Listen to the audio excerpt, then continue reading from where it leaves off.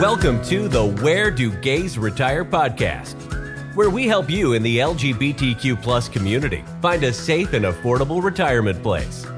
Join Mark Goldstein as he interviews others who live in gay-friendly places around the globe. Learn about the climate, cost of living, healthcare, crime and safety, and more. Now, here's your host, Mark Goldstein.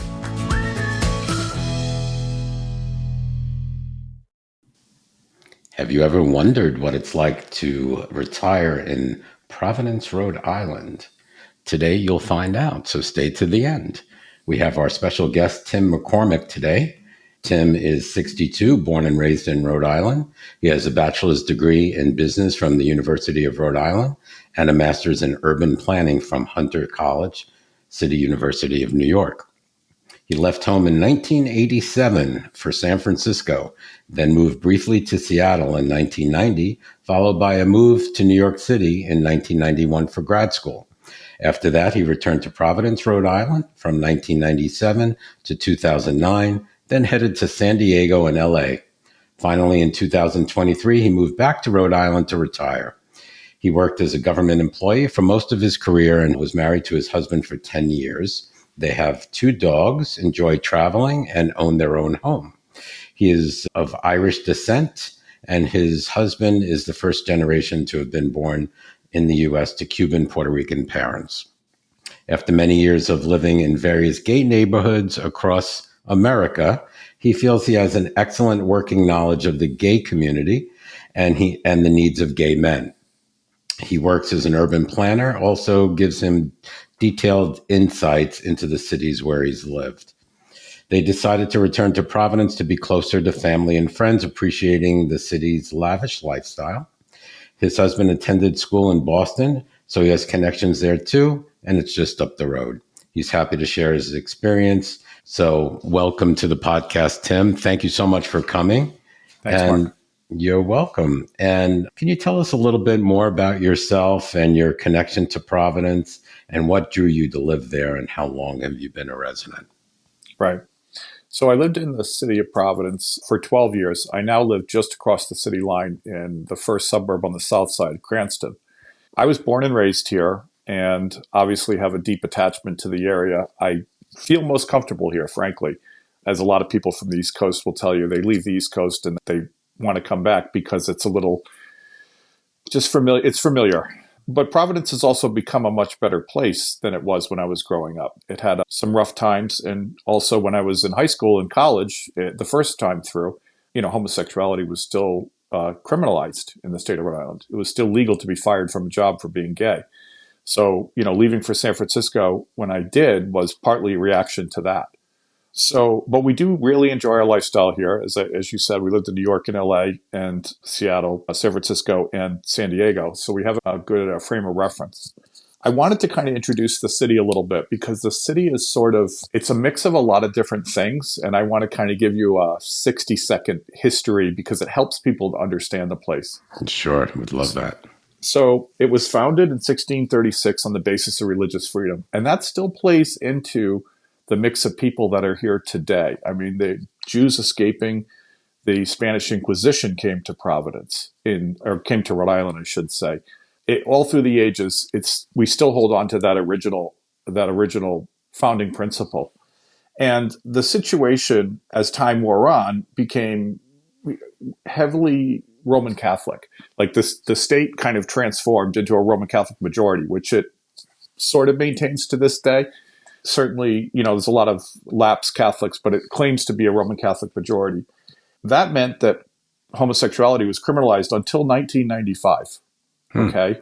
So what that means for people our age is you still meet guys who really never came out because in their formative years, they're out, but they never really had a conversation about it. It's a very interesting place in that way. Like you'll meet people who are older who, when they came of age, they couldn't come out. So they just it was don't ask, don't tell in society.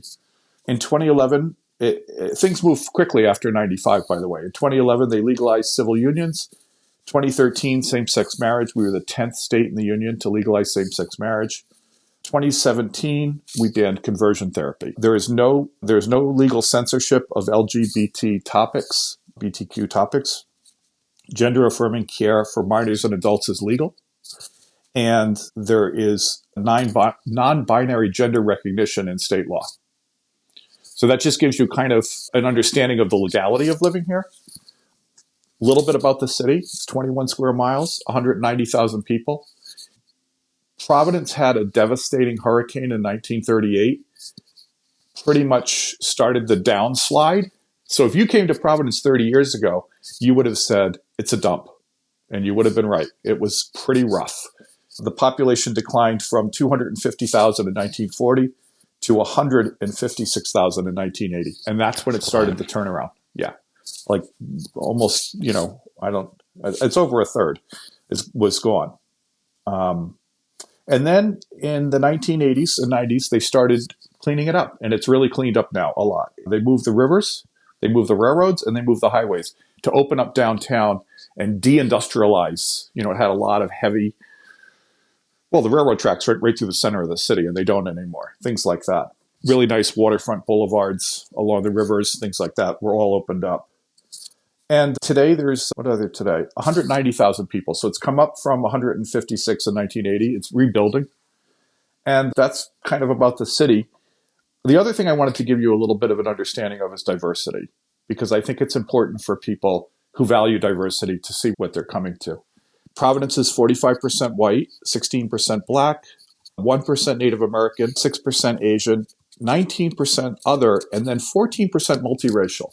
There's a lot of mixed families in Providence. Of the population, 42% are Hispanic and 58% are non-Hispanic. The biggest subgroup of that is Puerto Rican, and a lot of Dominicans as well. So that's diversity for sure. Yeah. So it just gives you kind of like a read on the city. It's not this, people come here expecting to find one thing, which is old New England. And what they find is something actually quite different. It's pretty refreshing. Yeah, it is. It's a nice place to live for that reason. And I believe also they scored 100 in the HRC MEI Municipal Equality Index as well for being so equal. Okay. And so that's great. Thank you for that. Yeah.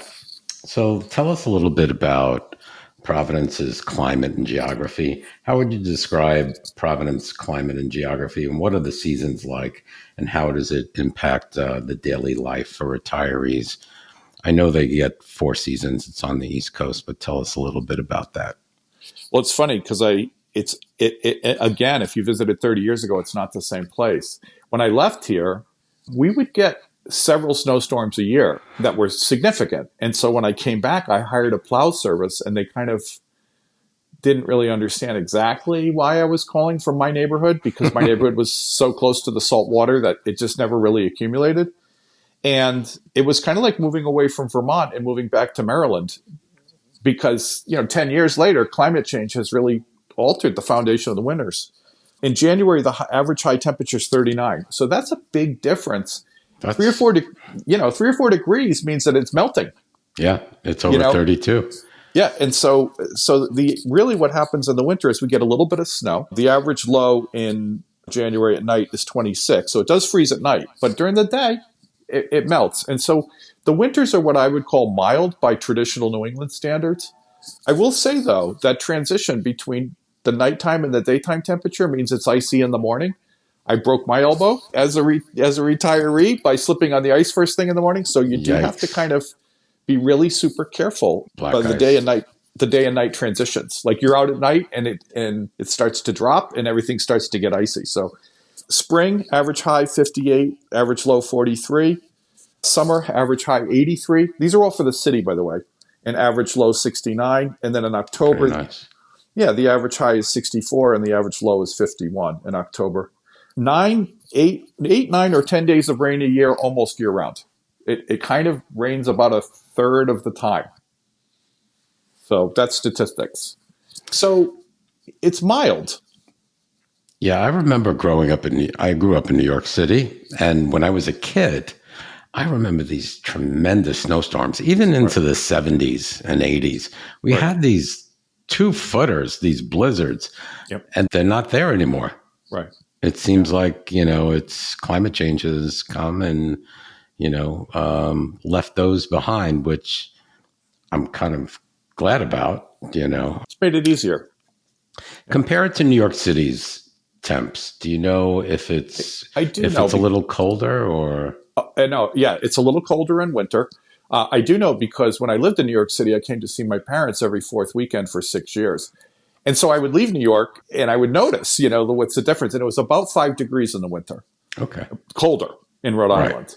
But the thing about the city of Providence is it's at the end of a large saltwater bay that extends 35 miles from the sea. And that carries warm water in it. So you get 20 miles away from the edge of the bay and the snow is a lot deeper. But because Providence is right on the edge of the bay, it's got this mild microclimate. That's the word I'm looking for. Got it. Yeah. Okay. So let's talk a little bit about climate change. I know we touched on it, but in recent years, would you say that also climate change has impacted Providence also? And what's the average snowfall that you think you get during the year? Last year we probably got 6 inches all winter, and the plow never came. It just melts.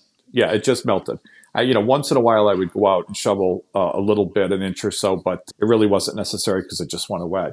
But interestingly, because the hurricane in 1938 destroyed so much of the city, in 1961 they built a dike and a barrier to block the ocean from coming into the city, which many cities today probably wish they had. Providence has it. It has a giant gate, and when the hurricanes come, the gates close. It's 25 feet high. The western dike is 1,400 feet long. The eastern dike is 780 feet long, and the gate is 700 feet long. And it's just this huge dike on the edge of the city that blocks it from the ocean. It's 25 feet tall. And so it's insulated from massive storms, extreme weather, which is critical now because things have changed so much. Florida could have used that recently. Yeah. In the end, that's probably what New York City will have to do and what probably many places. I don't know in Florida if it's feasible, but there's so much lowland. But Providence is lucky to have hills. So they really only had to bridge the gap between the two hills along, where the water came up. I love dikes.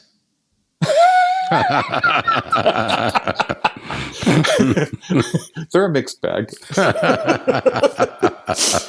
My high school girlfriend's a dike. We talk all the time. The city has a goal of carbon neutral by 2050 and a Department of Sustainability. That's really all I can say about climate change there is just it's affected the winters. It's also made the summers a little bit hotter, to be honest with you. There's a kind of more stifling days in the summer. Like you'll get a half dozen days where you just can't live without air conditioning and really it's hot. But at least the city is proactive and they're doing something about it. They built those dikes and plus they're doing what they need to do with carbon emissions. Yeah. So, and the air quality is good, by the way, because it rains 10 days a month. So generally speaking, the immediate impacts, living in LA, the air quality was much worse for me. We had air cleaners all through the house. We got rid of all of them except the bedroom. And we just breathe the air and it's fine. And it doesn't hurt your lungs. Yeah. Here in Phoenix, we're in a valley. So, I can tell a lot of times you wake up in the morning and the mountains that are supposed to be in clear view, you can hardly see them because the pollution is kind of covering them. And you're breathing that crap in. So. Yeah, I know. Lots of Sunbelt cities without rain, suffer the same thing. So, yeah.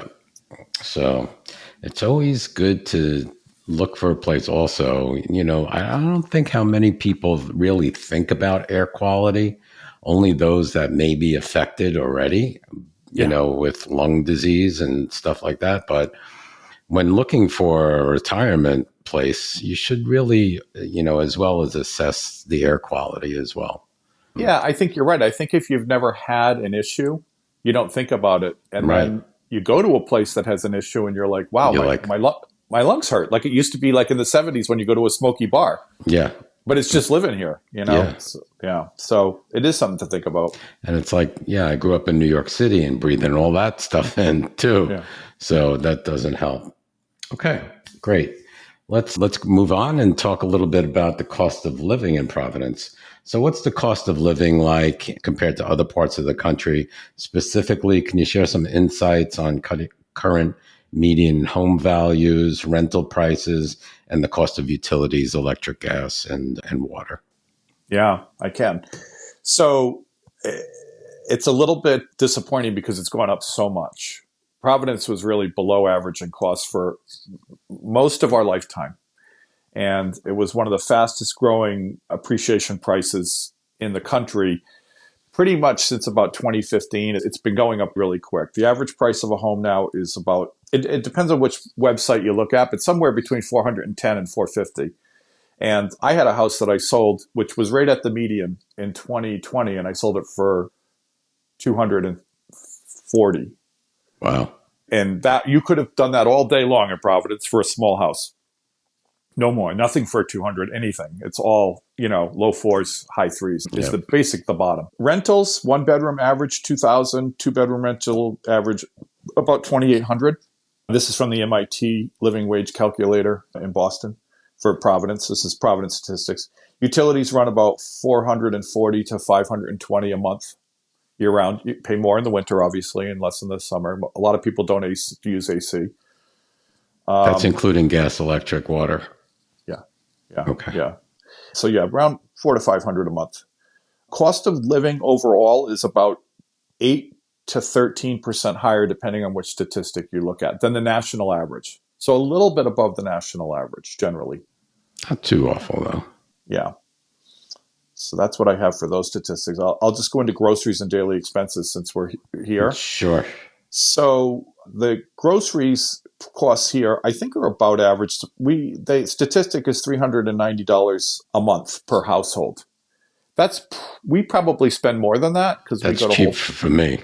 Yeah, we go to Whole Foods. I think it depends where you shop. In the city, there's a lot of ethnic grocery stores that are really cheap. The Dominican, Puerto Rican, they have big supermarkets and they're very inexpensive. We've got a good diversity of supermarkets in the suburbs, not so much in the city. It's a little bit skimmed because there's not a lot of big lots for grocery stores because it's an old city. So a lot of people come to the edge of the city to buy groceries, I think. It's been a long-standing argument in Providence that there's not enough grocery stores in the city. But anyway, we do, outside the city, just on the edge, we do have a lot of diverse choices. Aldi, which is, a very discount chain. We have Market Basket, Stop and Shop, the big ones for New England. And by the way, from the center of the city to the edge of the city is only 3 miles. So the whole city is only 6 by 6. It's not Miami. It's not big. Yeah, you can get to the edge of the city fairly quickly. And there's, of course, suburbs on all sides.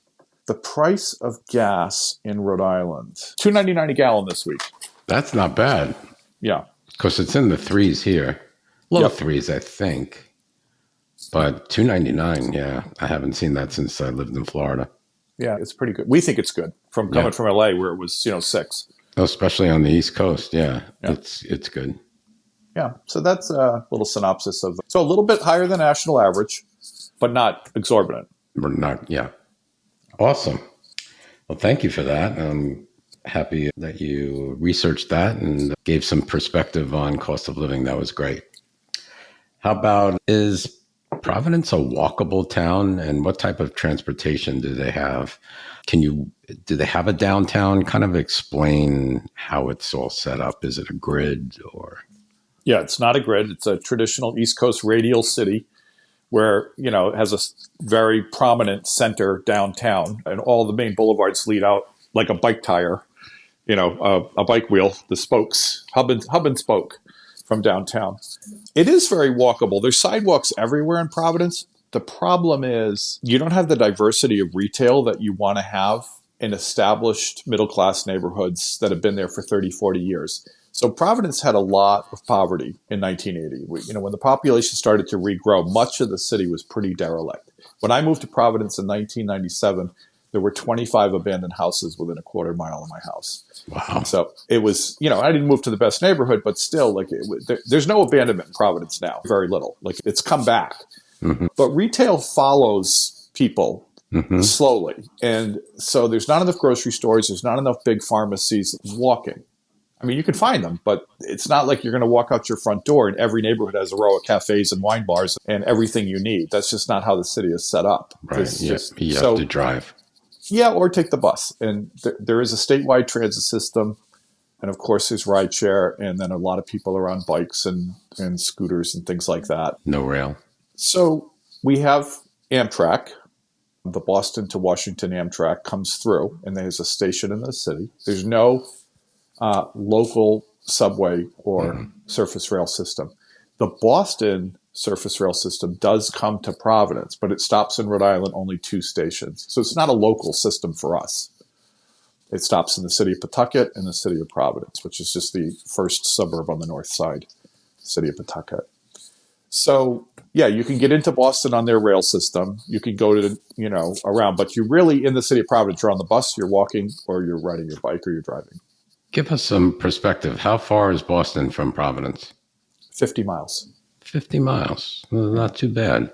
Right. Okay. So it makes things a little convenient for going to Boston. Yeah, I wanted to give you one more statistic. 18% of households are car-free in the city of Providence. So that gives you a little bit of an idea. About 82% of the people have a car. So some people are doing it, obviously. 18% it's a lot. I mean, it's not a whole lot, but it is something. It's like it must be people in the downtown core, I would think.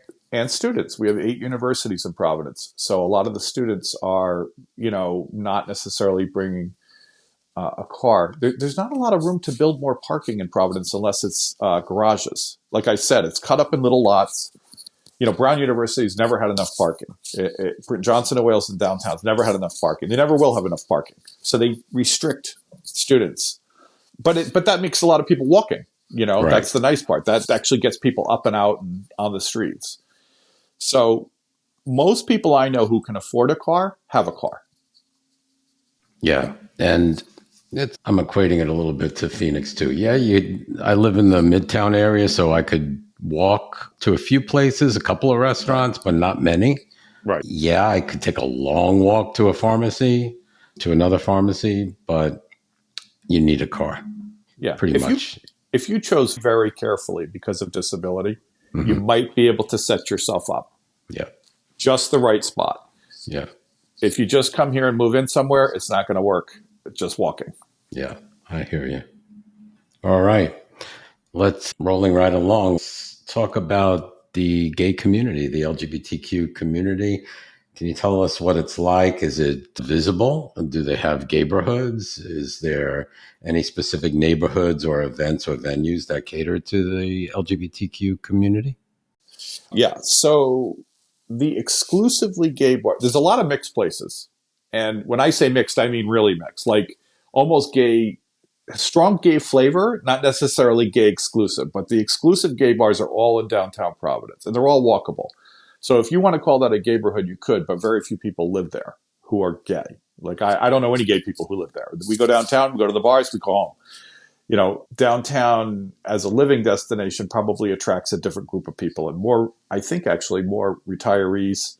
There's not a ton of housing downtown. There's some, but gay people, I don't think by and large are taking advantage of it. Is it any condos down there or? Yeah, there's some. It's mostly newer stuff. The housing downtown is mostly newer. It's not it wasn't a traditional place to live in downtown. Like in the 80s, nobody was living downtown except a couple of, derelict buildings.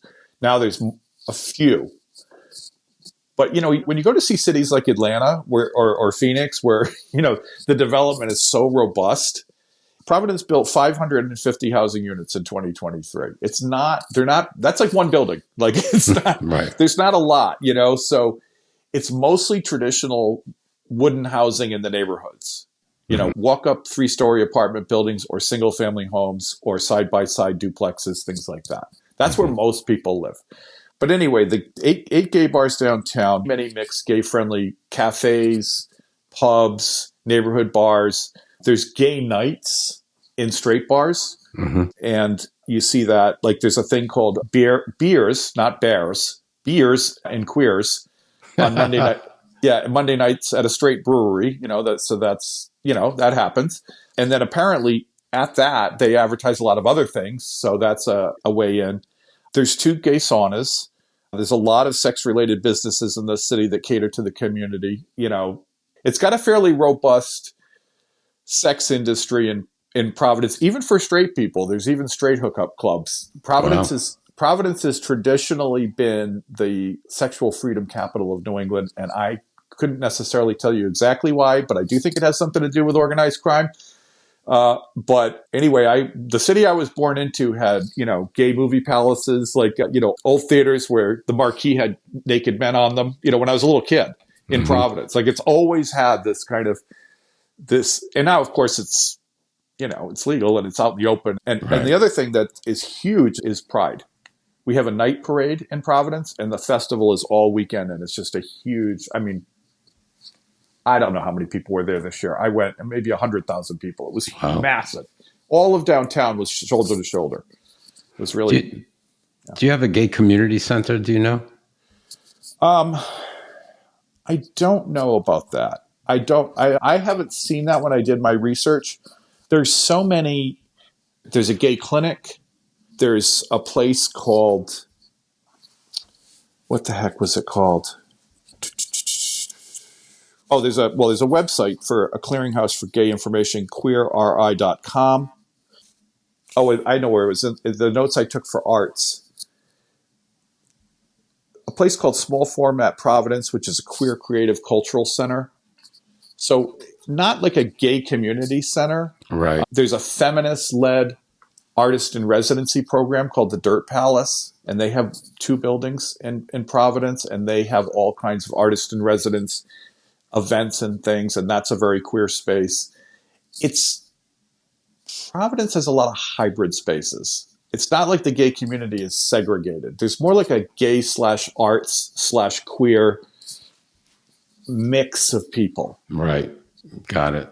Yeah. Okay. How about social life and making friends? So how easy is it for, let's say, the LGBTQ retiree community to make friends in a social circle? Are there meetup groups? Tell us a little bit about that. Yeah, it's funny, growing up here and talking to people who came in from outside, they'll tell you that it's hard to make friends in Rhode Island. And what it is, it's not, I lived in LA where everyone who meets you says, we got to get together, and gives you their card and then won't return your calls. Yeah. That's not how Rhode Island is. Rhode Island is like, they're not necessarily going to be super warm and fuzzy, but if you can get into their lives, you're going to do fine. Like once you're in, but you're not going to get any superficial warmth from people. They're just going to be doing their thing. But in terms of opportunities, there's so much. There's Queer Providence board gamers, queer hikers. I told you about Queers and Beers, queer trivia group. There's Queerioke at Boombox. There's queer trivia night every week.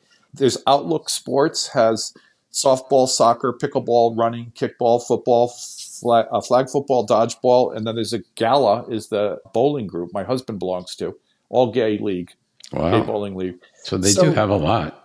Yeah, there's a lot here. You're not going to be able to step out your front door and have it, and say, hi, I'm gay. Yeah.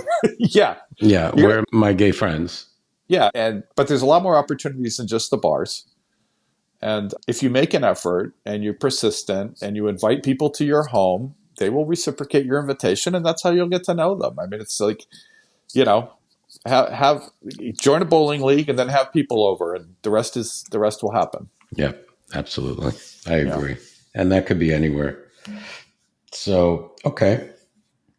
How about let's talk a little bit about healthcare. So healthcare is so important with retirees. How far is the nearest hospital? Do they have reputable hospitals and clinics for the aging population as well as everybody else? Tell us a little bit about that. How close is the nearest hospital to you? Yeah, so there's 8 hospitals in this city. Wow. The best hospital in the state is in the city, Miriam Hospital, widely regarded on all lists as the best hospital in the state. A lot of people who can afford any hospital go to Miriam. It's private. There's also Rhode Island Hospital, Jane Brown. There's a bunch of them. I was doing research on this was interesting to me. It is cheaper than the national average for medical care here, but new patient appointments can be a challenge. There was actually an article in the Providence paper in February of 2023 about the challenge of new patient appointments, which I didn't know until I got the questions from you and actually looked it up. And then I had to think back in my own experience, and I did actually have a little trouble. I haven't had trouble since I got my new patient appointment, but that was actually a bit of a struggle. I ended up finding a doctor whose wife had moved here for her residency at Brown University, and he was just in town. He's like, I'm here for 4 years. I'm going to practice, but he had no patients. I was lucky. My dentist was the same thing. It was challenging. I had to beg my way into a dentist practice who offered me an appointment a year out. And I'm like, no, I got to get in there. I got to go now. Right, a year out. You kidding me? Yeah. But now I get appointments easy once I'm in. So that seems to be the challenge in a lot of places. It's to get in. And once you get in, it's better. But I wonder why that is. Do you think they have a shortage of doctors or specialists per person? They do. Statistically, that is accurate, that they do. And I think, I'm not sure why they don't make more time for new patients, or maybe they feel overwhelmed. And I think there's also staffing shortages beyond doctors. My husband's a nurse at Miriam Hospital, and they are often short one nurse on and they're moving people around to try to, fill the gaps. Cover. I don't think care suffers, but I think taking in more, is maybe something that's a challenge. Yeah. So, how close is the nearest hospital to you? 6 miles. That's not bad. So how long does it take by car? 5 minutes? Yeah. Okay, that's definitely acceptable. There are some places out on the Cape, like P-Town. Yeah. Might be a great place, but you have to really travel an hour to get any sort of, decent medical care. Yeah. So there's tons here. That's good. The other note I had here, and this came out in the article too, it's easier to see a physician's assistant or a nurse practitioner. If you're willing to go into a practice, the first thing they'll offer you is, are you willing to see a nurse practitioner or a physician's assistant, a doctor? And I do that for my dermatological care. I see a physician's assistant. I don't see a doctor. So sometimes I do, depending upon what the situation is, but I'd rather not. But sometimes you have no choice. Okay. So the accessibility for healthcare is great. Time to see a doctor, not bad once you're in the system. And how about, do you know if they have any special LGBT facilities for healthcare? Is there anything special for like HIV and AIDS? Yeah, there's a clinic in downtown Providence called Open Door Health. And they're sliding scale, and my husband actually has been there. I haven't been in there. He thinks the care is great. I chose something else for myself. But and when I did some research, I saw a lot of stuff on gender affirming care too. But Open Door Health is very much geared to the gay community and their needs, and the lesbian community, the LGBTQ plus community. So you're going to find everything there. And Providence is very much of a network place. Mm-hmm. So you're going to go in one place, and what you can't get there, they're going to know exactly where to send you. Yeah, it's not like some cities where people don't know. Everybody knows everybody in each industry. Everybody's hyper aware of what else there is available. Things don't change that quickly. So they'll refer you to somebody. Yeah. The care is available. Do you know if there's specific? You said for the whole community, so I'm assuming they have trans care as well. Yeah, the gender affirming care. Yeah. I looked. There was actually, I think it was on Queer RI. As I was going through different websites, I didn't mark them all down, partly because I thought it would be better for people to make that journey themselves. Mm-hmm. Maybe start at Open Door Health and ask for referrals, because you're looking on websites. I know Open Door Health personally is a reputable source of information, but these other websites, I hadn't had a way to vet them. Right. And I was like, I don't know who these people are. They could be backyard butchers. I just didn't feel comfortable like noting things that I couldn't vet through like MIT, Brown University, some. Of course. Yeah. Or your own experience. Yeah. Okay. All righty. Arts and culture. Now, does Providence have their own arts and culture scene? Is it a vibrant art scene? Do they have theater, museums? What is that like? Or do you really have to go to Boston to get your fix? So you don't have to go to Boston. In fact, I would argue that there might be more, let's call it queer or kind of grassroots arts and culture is thriving in Providence. And that's largely because the Rhode Island School of Design is here. And, if you're into art schools, it's the second most famous in the country. And it's constantly producing artists. And they stay after college.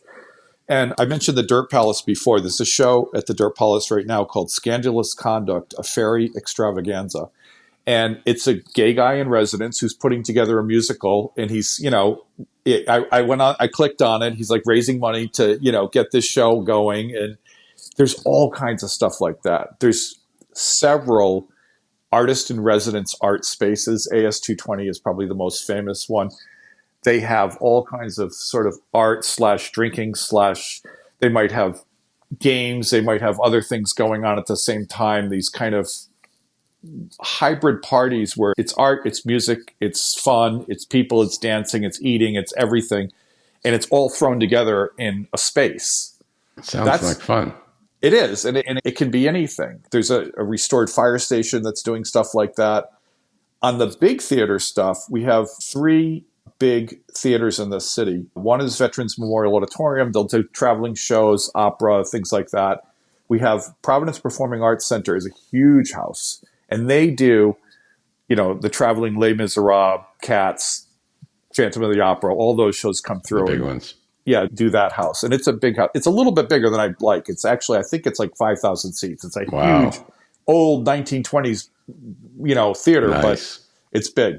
There's a slightly smaller theater that does shows like Carole King or, and that show is called Park Theater. And then there's the Trinity Repertory Company. So we have a repertory house, often get actors from New York come up and do a show. And that's, they have a revolving cast. You see the same people in many of the shows, the background players. And that's Trinity. So between all of that, I mean... You have a lot, yeah. Yeah, there's a lot here. In terms of information, I mentioned small format PVD, the Queer Creative Culture Space. There's artsnowrhodeisland.com. The city has an arts, culture, and tourism office that's really powerful and run by a gay man, as a matter of fact, who I know. GoProvidence.com is like the listing of activities. You probably have heard of Waterfire. Have you ever heard of Waterfire? Mm-hmm. So, I don't think so. 25 years ago, for one night, this guy floated iron baskets in the river and put logs in them. And he dressed everyone in black cloaks. And they got into an outboard motorboat and they slowly putted up the river with big torches and lit these baskets on fire with speakers on the shore blasting, ethereal music. Well, nobody went home. Thousands of people just sat there on the riverbank all night until like 2:00 in the morning. And the next morning, people were like, it was the most magical thing I've ever seen. It was so beautiful. Wow. And it has been going strong for 25 years. They do usually 5 or 6 a year. 50,000 people will come and sit on the banks of the river and stare at the fires and listen to the music. And that's awesome. This little motorboat just comes up the river and lights the baskets and refills them. And you can apply to be in the boat. It's just to be part of the art. And everyone has a black cloak on, so you can't see who they are. And they just, they're reloading the baskets. It's the most famous thing that happens in Providence. Wow. That's awesome. All kinds of old mill buildings with glass blowing, galleries, museums. Most of the mills in Providence have been reformatted into artist spaces. There's 8 universities in Providence. They're constantly churning out young people with ideas. I can imagine. It's this whole background noise of a little bit crazy, a little bit farmy, like it's just being farmed up. It's just popping up. I think of when I was younger and some of the stuff I saw, like there was a guy who just gave himself Epicac and threw up. Like that was his whole shtick. Like it can be, let's call it diverse. Yeah. Yeah. I mean, living in a college town is fun. Yeah. A lot of energy. A lot of energy. Yeah. And I always said I would love to live in a college town. Yeah. So. Okay. So arts and culture, there's no shortage. Absolutely. No shortage. Okay. Yeah. Let's get into one of my favorite subjects, dining and restaurants. So what's the foodie scene like? Any specific types of cuisines available? Are there all international cuisines available, or is it just local?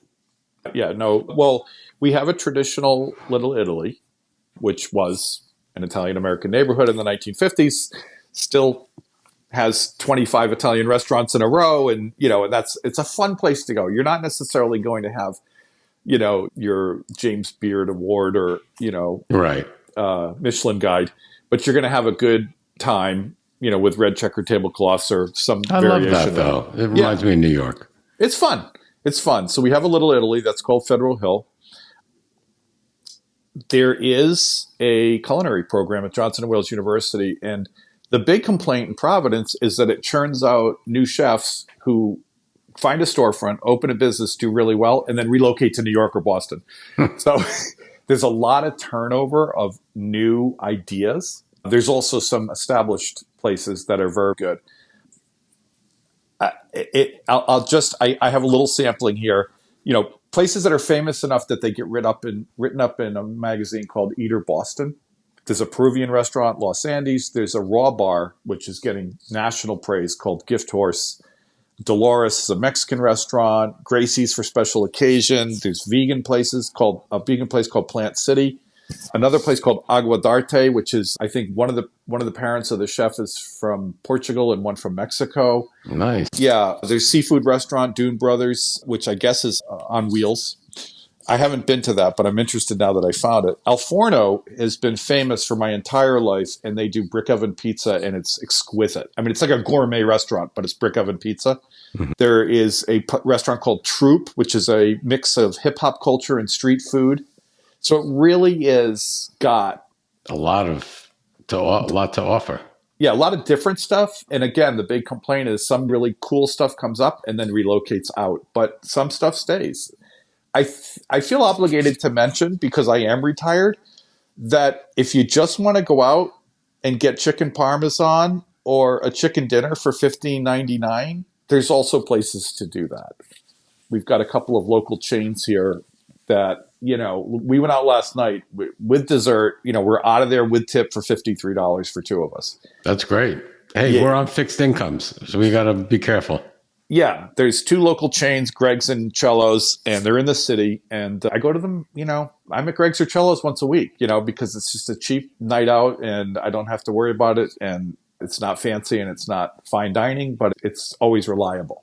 I like those places. They're kind of hard to find too, especially here in Phoenix. It seems like every time, you go to a decent place, that decent place is going to cost at least $150 for two. So, and that's happening everywhere. I mean, we've gone out. I sat in an empty restaurant the other night. And we spent $125, and I'm like, why wouldn't you just cut the prices and fill the room? Right? Why? What is the point of this? That doesn't make sense. Yeah, you walk by some places, in different cities. You walk by, and these places are empty. Yeah, and you wonder why.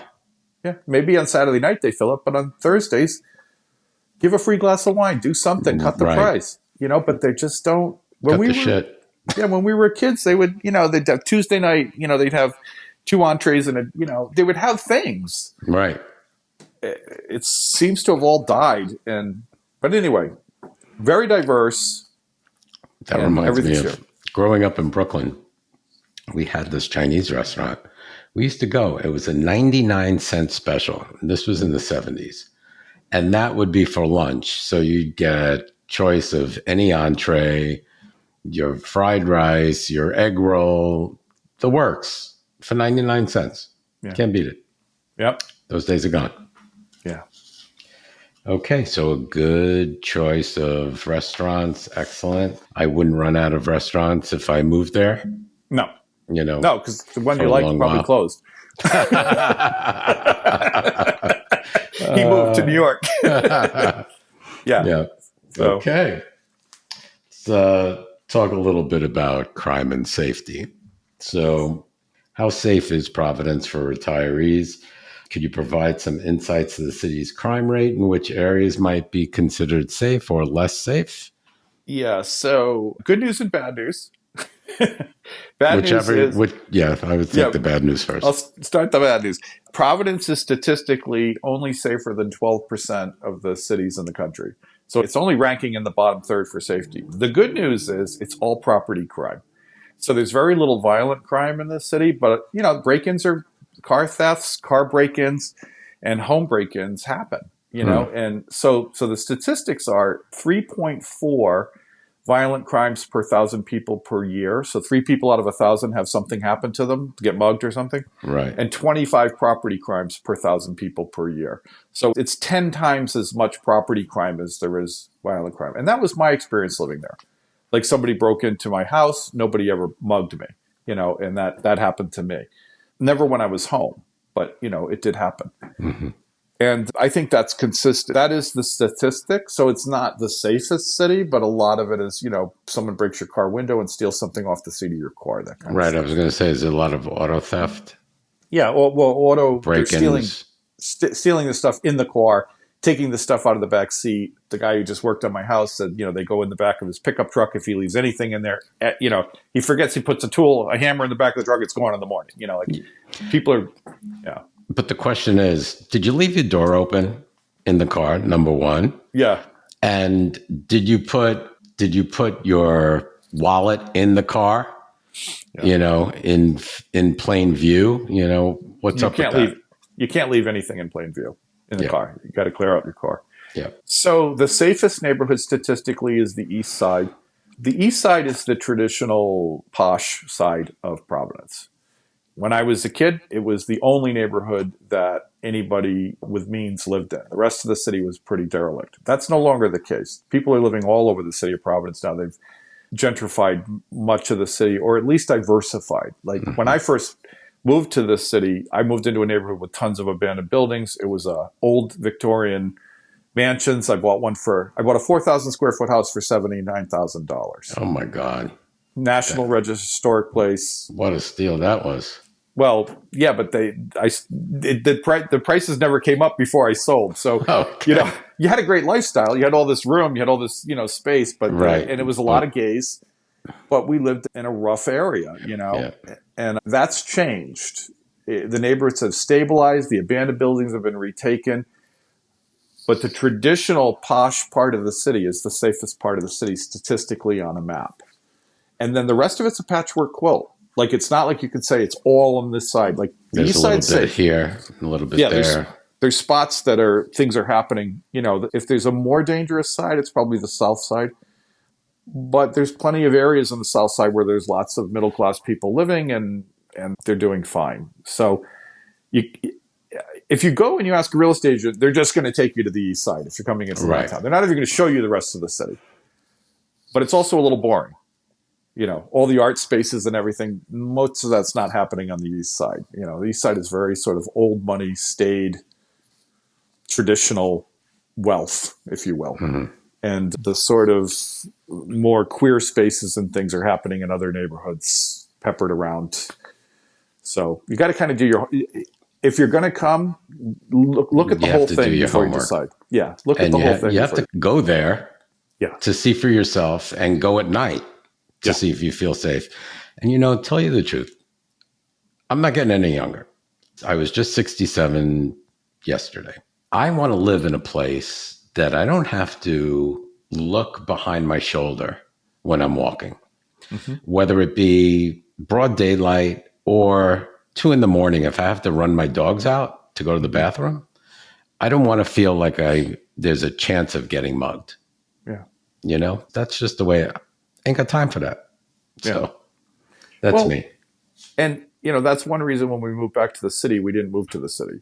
We were also exhausted from LA and the sirens all night and all the stuff that was going on in LA. But we live 3 miles outside the edge of the city, and a lot of gays are living. To me, that is almost the city. Yeah. It's 3 miles is really nothing.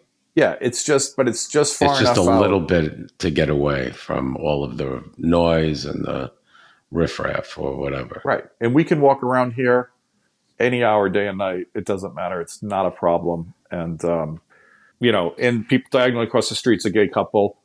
There's other gays here right in their immediate proximity. It's an older neighborhood.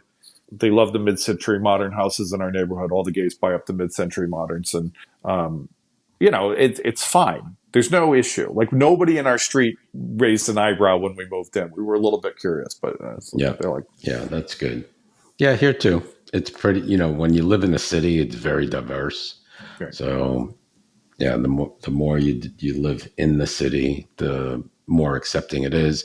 Usually, if you go way out in the rural areas, not so much. Yeah. So the first ring suburbs here are very as diverse as the city. Okay. Do you have any services for seniors and retirees specifically? So I looked it up. 15% of the city population is over 65. There are 9 senior centers, 4 assisted living centers, 10 nursing homes, and 8 meal sites. And Providence has an age-friendly action plan called Fostering a Lifelong Community. So they're actively pursuing a plan to make the city friendlier for people aging in place and staying in their homes.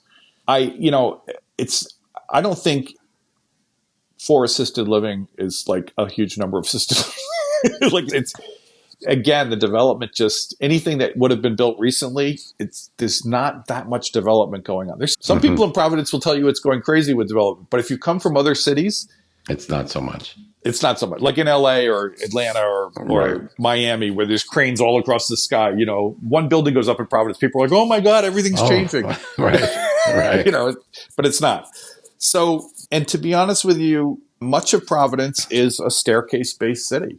It was built in the 17, 18, and 19, 20th century, and there's a lot of stairs. So, yeah, I'm not good with stairs. yeah, it's not that all on one floor living that you get in Phoenix and Palm Springs and Miami, where almost everything is on the ground floor. It's not like that. And even the ground floor is often 3 steps up from the street because, back in the day when there was snow, they didn't want it coming in. So a lot of ground floor places are 3 or 4 steps up. Do you think that deters seniors from moving there or retiring there? Can't find housing?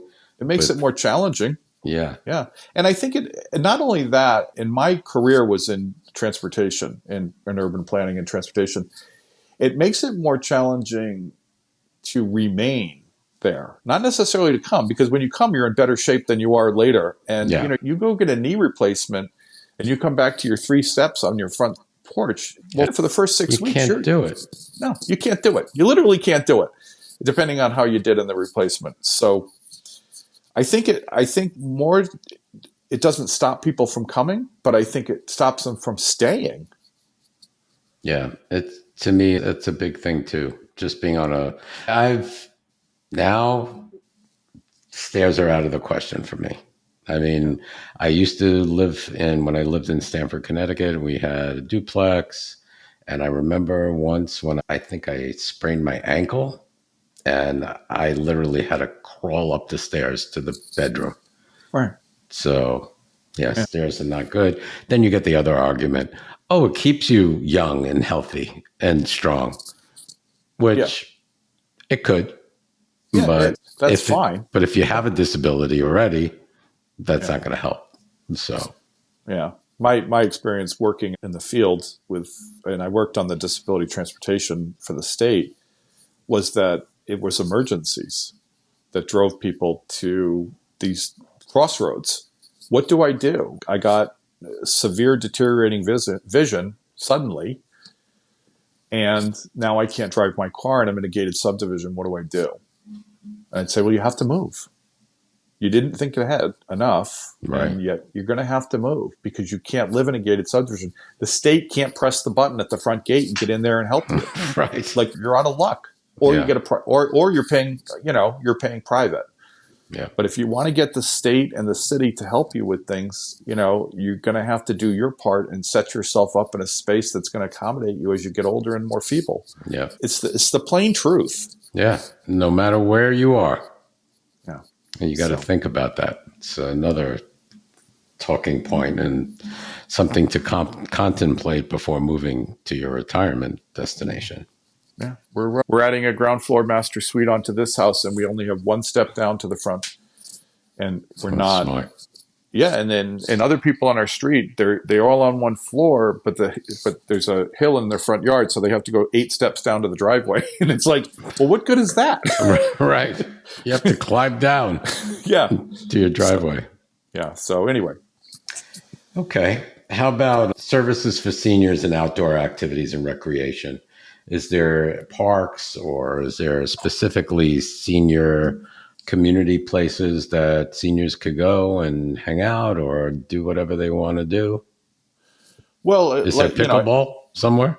there's pickleball. Yes, of course. There's of course pickleball everywhere. I think pickleball has completely infiltrated every place, and it's like COVID and pickleball at the same time. Yeah. Yeah, it's everywhere. The parks in Providence are pretty developed. I mentioned the assisted living in the senior centers and the meal sites, so I won't go back on that. But there's a really beautiful waterfront park in the city that a lot of people avail themselves for. All flat, all ADA accessible. That's a really, if we're talking about outdoor, you want to move on to outdoors? Mm-hmm. Okay, yeah. So that park is called India Point Park, and that extends 3,600 feet along the shoreline in the city. I think when you're talking about outdoors, I think it's really important to understand Providence is really easy to get out of. You know, when you live in New York City and you think, oh, I want to go see some forest, it's going to take you half a day to get there. Providence is very easy to get out of. We are 35 miles from the ocean at the end of a long saltwater bay.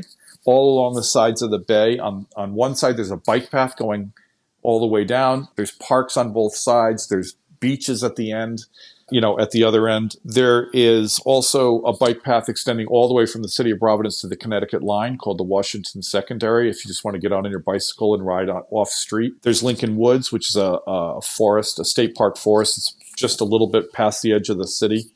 So I don't think there's any shortage of parklands for outdoor activities and then if you want to really go like hiking, there's a large state park in the southern half of the state called Arcadia where people can get out and do things like that. And we're also pretty close to the rest of New England. So I think the small size of the city combined, and the biggest park in the city, Roger Williams City Park is 435 acres. That's the big park in the city.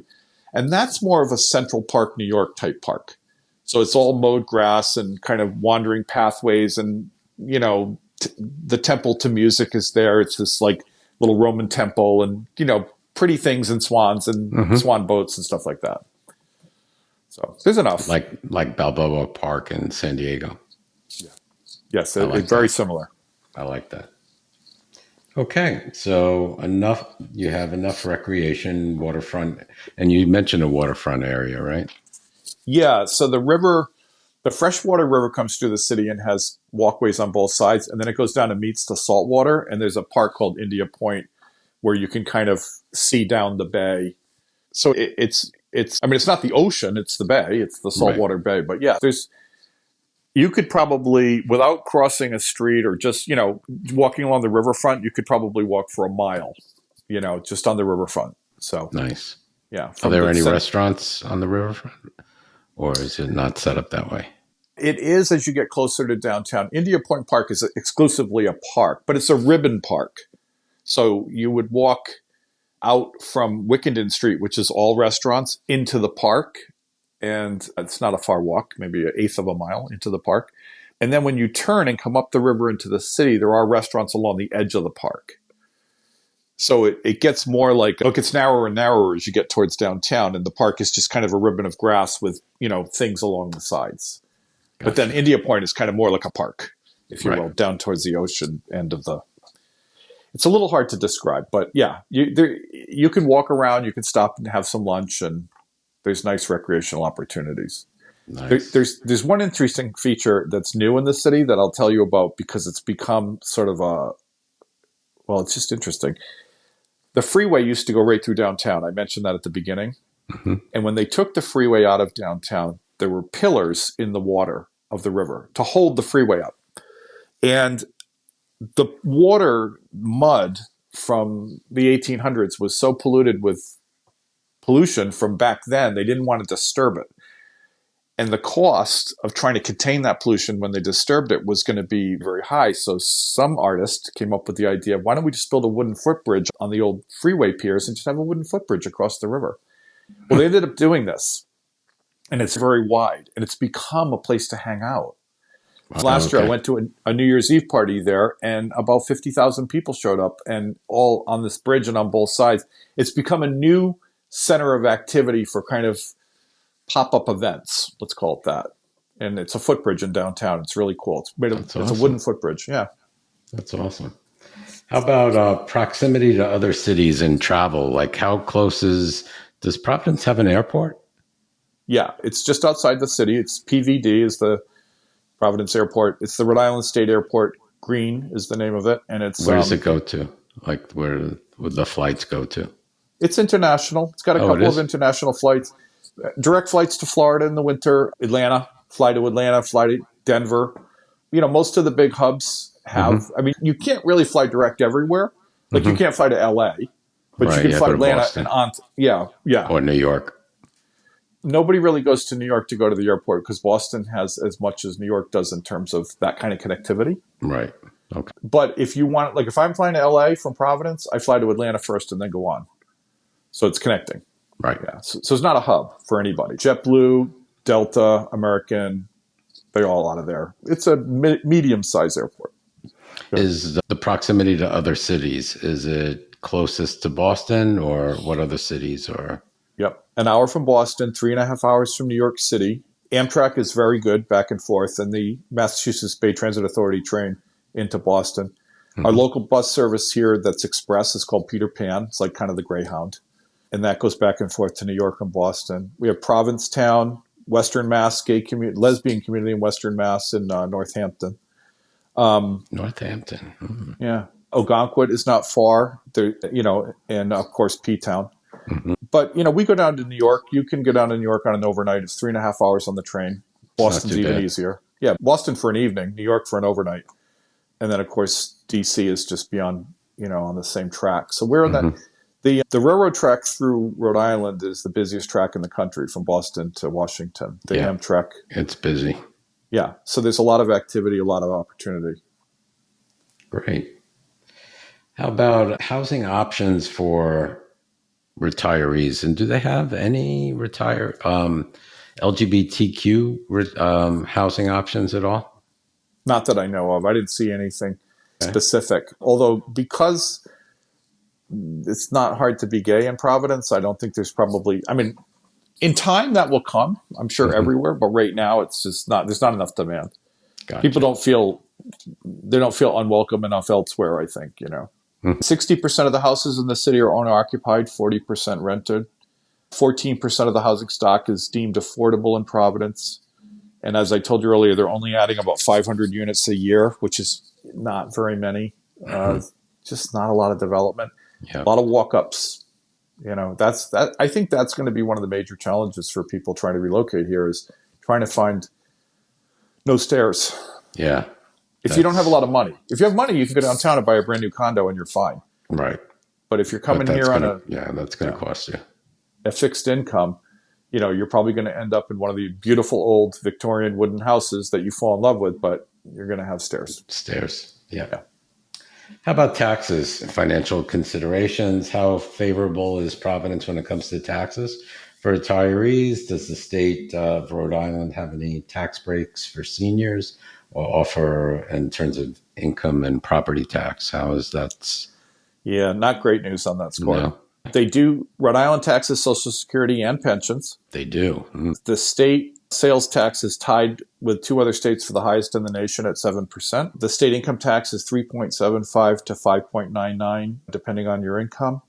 The only tax break we get for being a senior is on our real estate.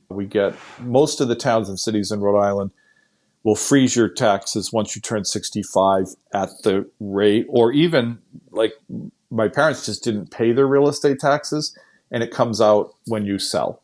So once you turn 65, some towns and cities in Rhode Island will let you not pay your real estate taxes, just comes out of the sale. Wow. Only for seniors. And like in my town, that's not the case, but they will discount them after my 65th birthday. But income tax, Social Security, pension tax, sales tax, all high. IRA and 401k withdrawals taxed. Yeah, everything. Okay. And that's not common. I think there's only 7 states that tax Social Security and pensions. Yeah. It's not a lot, but we're one of them. Yeah. Now I remember, Rhode Island is one of them, which I was kind of surprised. And I don't know why they tax Social Security. I don't know why anybody would tax Social Security. But Yeah, that's a bigger conversation. yeah, okay. All right. At another time. All right. Tim, your final thoughts on relocating to Providence. What advice would you give our LGBTQ plus retiree audience considering relocating to Providence, and what should they know about the city that they might not immediately be obvious to? I would recommend a visit for sure, and not just 1 or 2 days. I would really recommend coming for several days. A couple of more weeks. Yeah, and getting to know the area, actually leaving Providence, go down to Newport, see if Newport works better for you. I love Newport. Yeah, it's beautiful. It wouldn't work for me. It's just too crowded in the summer, and ever since the Gilded Age TV show came out, forget it. Everybody in the world is there. Yeah. But I would really recommend getting to see it. I don't think it depends on individual, but I don't think the weather is a huge issue. I think stairs are an issue, finding appropriate housing. The one thing that, I don't think people think about too much is, are people going to come see me? If you've lived in different places in the country and you're not from Rhode Island, one of the nice things about Rhode Island is everybody kind of gets to Boston or New York occasionally. So you do, like people I know from LA, they come through. Like from time to time, someone will call me and be like, hey, I'm in your area. I had a meeting. I had something come up. I'm going to a wedding, whatever. It's a fairly dense part of the country with a lot of activity, and you're not at the end of a dead end street like in Montana, where no one, it's not secluded. So you do get visitors, you do see people. It's easy to rendezvous with people when they come to New York or come to Boston. But, the housing stock it is not ADA friendly. Yeah. And also I encourage anybody to consider the immediate suburbs. East Providence, Pawtucket, Cranston are all immediate suburbs that have a lot of gay flags, a lot of gay people. And we really love it. We're coming from LA and San Diego. We get in the car, we do 6 errands, we're home in 2 hours. We used to leave the house in LA and try to do 2 errands in 6 hours. Right. We just, don't get anywhere. No. And we go out, we walk around, nobody bothers us, nobody yells at us from their car window, nobody throws anything at us. It's like, LA got rough. Yeah. And that was temporary, probably, but it did, and it was hard on us, and we were uncomfortable. So we literally talk about it all the time, how nice it is to get out and walk the dogs, have people smile, say hello. That is really refreshing. Yeah, we're really enjoying it, and the weather's not bothering us, even though we came from LA. That's great. That's great, and that's what matters. You found your home, and you feel like it's home. So yeah. That's wonderful. Yeah. Taxes are a little high, a little bit more expensive than the national average. Wish it was cheaper. Can't have everything. We just downgraded the size of the building. We bought 1,400 square foot instead of 1,800 square feet, and call it a day. Move on. That's it. I'm glad you're enjoying. Well, thank you so much for joining us here today at the podcast. It was very educational. I learned a lot about Providence, and thank you again for your time and help. Thanks for the opportunity, and I hope it helps somebody, anybody. I'm sure it will. I appreciate the opportunity to share a little bit about this place and be a promoter, because it's a great place. So. Thank you. We do appreciate it. Tim, thank you so much, and we'll see you on the next one. All righty. Bye-bye. Thank you for listening to the Where Do Gays Retire podcast. If you enjoyed today's episode, please subscribe to our podcast and consider making a donation by clicking the coffee cup on any page at www.wheredogaysretire.com. Each cup of coffee that you buy costs $5 and goes towards helping us continue the podcast. Thank you for your continued support.